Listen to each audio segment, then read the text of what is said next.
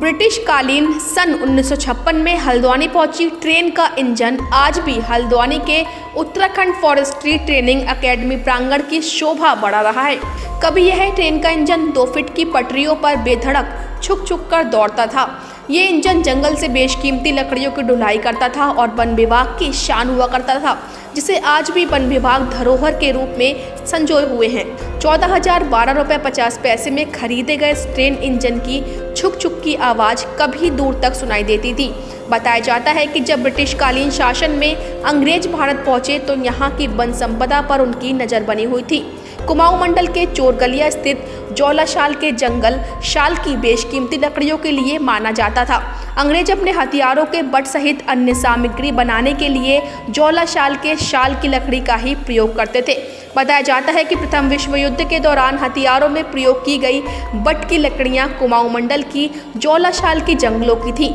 उस समय लकड़ियों को ढोने के लिए कोई संसाधन नहीं था, जिसके मद्देनजर 1956 में वन विभाग ने इंग्लैंड की members John Fowler and company से 14,012 रुपये 50 पैसे में एक इंजन मंगवाया था, जो 2 फीट की पटरी पर छुक छुक कर दौड़कर वन विभाग के कामों में सहयोग किया करता था। बताया जाता है कि 1956 से 1937 तक इस इंजन ने वन विभाग की बखूबी साथ निभाया और वन विभाग को भी प्रॉफिट में पहुंचाया।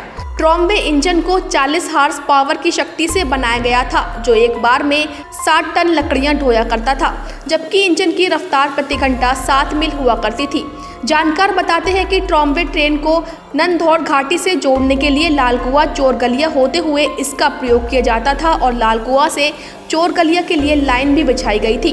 करीब 10 साल तक चलने के बाद इस इंजन को लालकुआ में खड़ा कर दिया गया था, जो कई दशक तक लालकुएं में लावारिस खड़ा रहा, जिसके बाद वन विभाग ने इसको संरक्षित करने का बीड़ा उठाते हुए 10 अगस्त 1989 को वानिकी प्रशिक्षण संस्थान हल्द्वानी में लाकर धरोहर के रूप में सजा रखा है।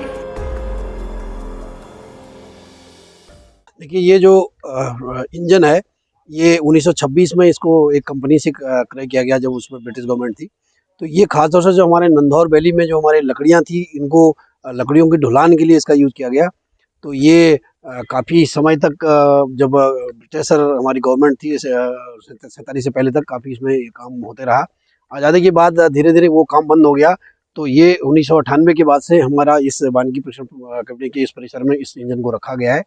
और ये चूँकि स्टीम इंजन था और लकड़ियों को ढुलान के लिए नंदौर वैली में जितने भी ऊपर का जो कटान का, चाहे चीड़ की गिल्टे हों या साल फॉरेस्ट हो, उसके लकड़ियों को ढुलान के लिए इसका यूज इस्तेमाल किया जाता था।